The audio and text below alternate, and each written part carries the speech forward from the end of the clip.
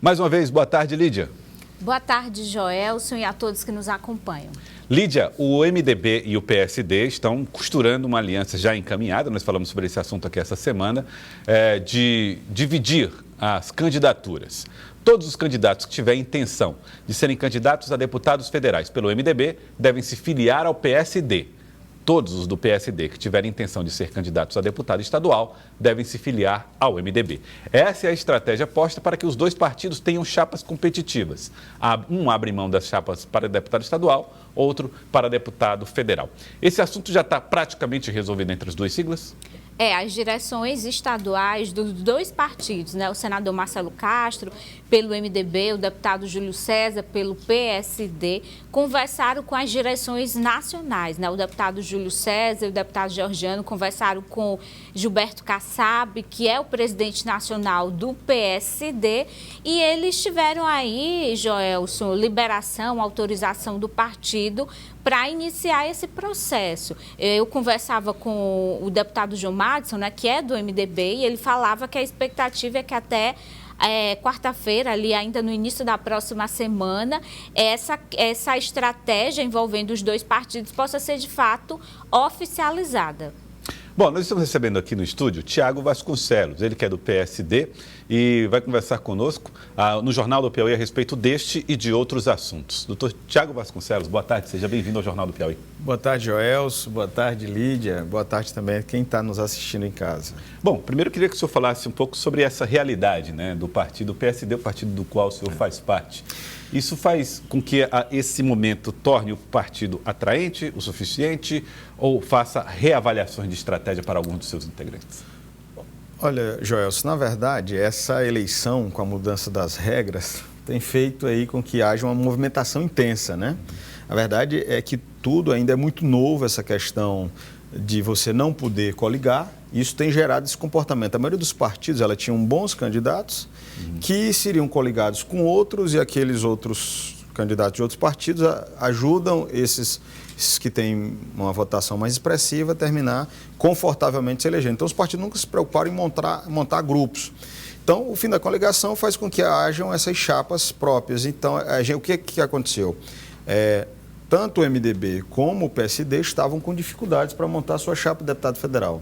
Você vê, no MDB você tinha o filho do senador Marcelo Castro Neto e o Marco Aurélio Sampaio, que é deputado federal de mandato. Os dois eram os únicos dois candidatos lá do MDB da legenda. Então, os dois candidatos, no máximo fariam alguém ficaria sem mandato.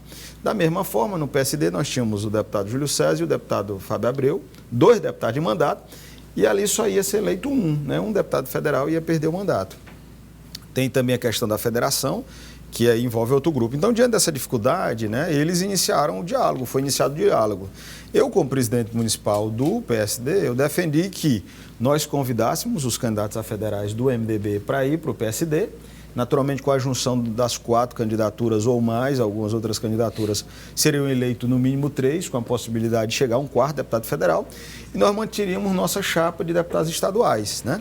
Só que eu fui voto vencido porque, na verdade, o MDB só aceitava mandar os candidatos a deputados federais para o PSD se houvesse uma contrapartida que era enviar os candidatos a deputados estaduais para o MDB, né? Então, foi basicamente o que ficou definido numa reunião na segunda-feira. Como a Lídia já colocou muito bem aqui, o deputado Júlio César e o Georgiano foram a Brasília conversar com o Kassab. Os representantes do MDB conversaram com a direção nacional e algo que não está na legislação, mas que está acontecendo aqui no Piauí, que estão chamando de fusão cruzada, né? Não está na legislação nem como proibição, né? Nem como uma orientação, né? Que tem a federação, mas não tem essa fusão. Na verdade, foi um acordo aqui entre partidos. E, assim, o que é a minha visão? A visão, o PSD ganha em relação à questão de deputado federal, porque hoje o PSD só tem um deputado federal, então vai sair dessa eleição com três deputados federais. E o MDB ganha porque provavelmente terá a maior bancada na Assembleia Legislativa. A expectativa é de que o MDB eleja 10 ou 11 deputados estaduais. Você está disposto a mudar de partido, então? Olha, na verdade, eu como presidente municipal, um apego à relação, né? Eu tenho sido convencido nesses diálogos, até porque é uma chapa bastante competitiva, né? Você pega uma chapa que vai eleger 11 deputados estaduais, só tem 9 deputados de mandato lá dentro, né?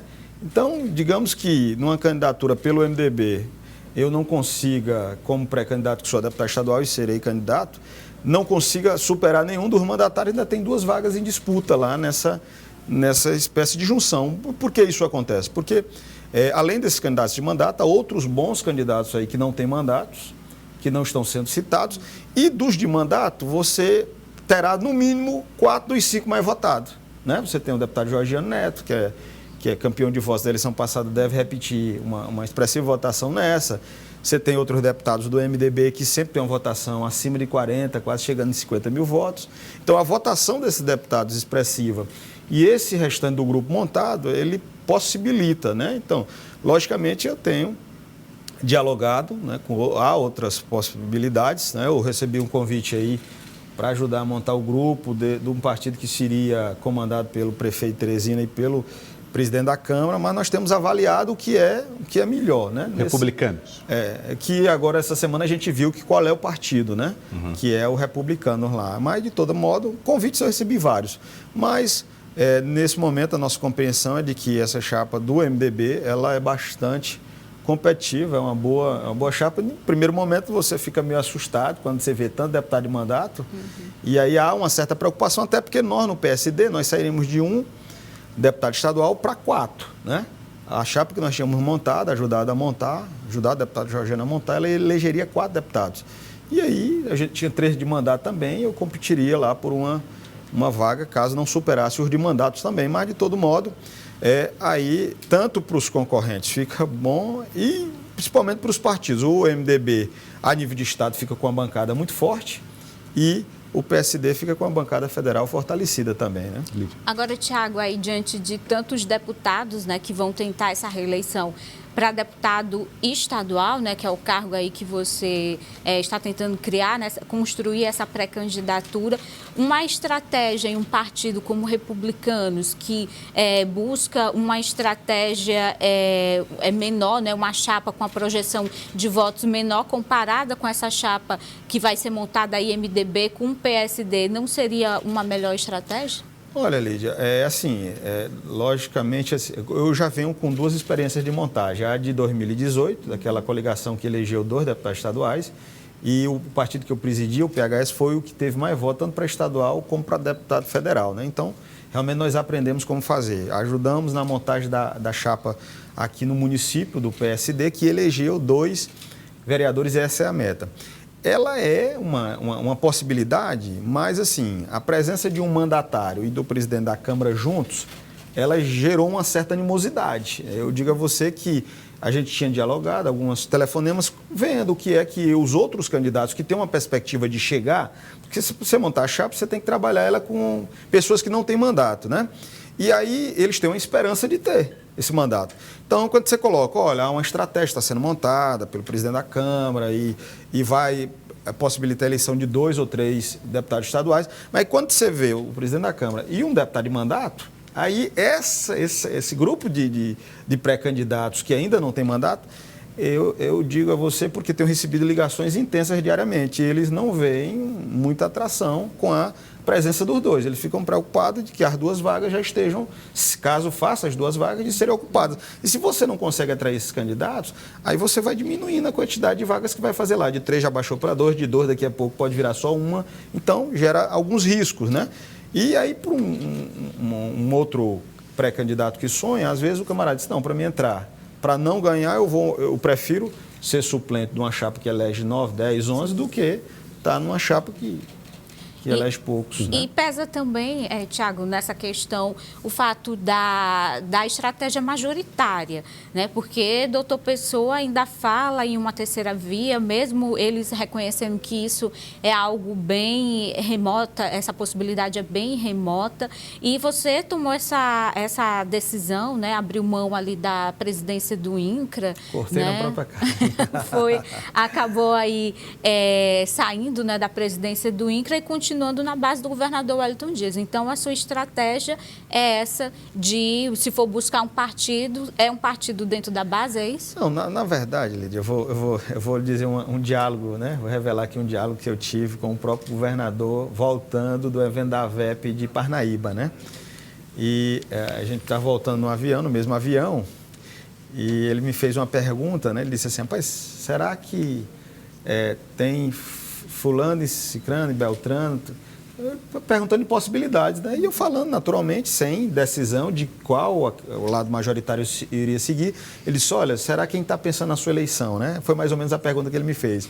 Eu disse, governador, fora eu não sei quem é que está pensando na minha eleição. Então, nesse momento, o que está todo mundo buscando é a melhor estratégia para ser eleito. Porque depois da eleição, eu já aprendi, eu já fui vereador de Teresina, o que vale é mandato, né? Para você ser bem sincero, o que vale, aí quem vai poder dialogar, independente de seja o candidato a governar, o governador eleito, vai ser os mandatários. Então, nesse primeiro momento, está tanto tentando se viabilizar os majoritários como os proporcionais. Então, nesse primeiro momento, confesso a você que a nossa busca, a do Thiago, qual seria a chapa que você tem mais viabilidade. Né? O senhor falou da saída do INCRA, né? Você saiu do INCRA agora, acho que semana passada, né? Foi formalizada essa saída. Qual foi o cenário em circunstâncias em que ela aconteceu? O senhor falou em corte da própria carne. Não era possível permanecer? O senhor achou que não deveria? Não, na verdade, Joelson, o prazo de compatibilizar é daqui a um mês, né? Então, assim, faltava muito pouco tempo. Na verdade, havia, lógico, convites de várias partes e a gente sabe que o cargo é um cargo federal, né? Você hoje tem o comando dessa parte política do governo federal na mão do ministro Ciro Nogueira, que carinhosamente nos convidou, como eu estou dizendo aqui desde o começo da entrevista que várias pessoas me convidaram, mas com a necessidade de se manifestar o mais rápido possível uma decisão. E eu, naturalmente, quis ter a liberdade de poder ter... alguém disse que, não sei se foi o Monsanto, que disse que quem tem prazo não tem pressa. Então, eu resolvi usar o meu prazo para pensar da melhor maneira possível, sem... me sentir pressionado de alguma maneira, então a melhor maneira de você poder tocar essa decisão. Então, nesse momento eu afasto do cargo, foco na questão da pré-candidatura e a gente tem essa liberdade de analisar com calma qual seria o melhor partido para que a gente possa viabilizar esse projeto de pré-candidatura a deputado estadual. Dentro dessa estratégia, Thiago, do PSD, com o MDB, se fala dessa possibilidade de, depois de eleitos, né, os deputados, né, possam retornar, se assim tiverem vontade, né, de retornar aos seus partidos. Né? No momento fica bem claro que é uma questão de sobrevivência mesmo. Bom, está todo mundo pensando em sobreviver, Lígia. É isso. Sim, aí você quer saber sobre a possibilidade de retornar. Isso. Isso foi discutido, né? Naturalmente tem algo na legislação que diz que isso deve ser autorizado pelo presidente nacional das siglas. Mas há, segundo me informaram essa semana, alguma manifestação contrária do ministro Barroso em um caso semelhante. Então, vai ter que ter muito cuidado depois da eleição e ver essa questão da legislação, se há alguma jurisprudência ou coisa desse tipo, para poder fazer essa migração de retorno, né? Antes ou depois de uma janela, ou durante uma janela, se só a autorização realmente deixa confortável. Porque o que a legislação diz? Ela diz que o mandato é do partido, né? Então, eu não posso, assim, a bel prazer levar, a não ser que haja algo que realmente justifique essa mudança. Então, isso aí vai ter que ser visto depois. No momento, essa questão de sobrevivência vai ter que os federais do PSD ou os federais do MDB ir para o PSD e os estaduais do PSD irem para o MDB para poder eleger essa maior quantidade. Presidente, queria agradecer ao senhor. Muito obrigado pela participação aqui conosco. Eu que agradeço, né? Estou à disposição e dizer que a gente nós nos afastamos do INCRA, mas muito satisfeito com o trabalho que nós prestamos lá e eu tenho certeza que a população do Estado do Piauí reconhece o nosso serviço prestado enquanto gestor.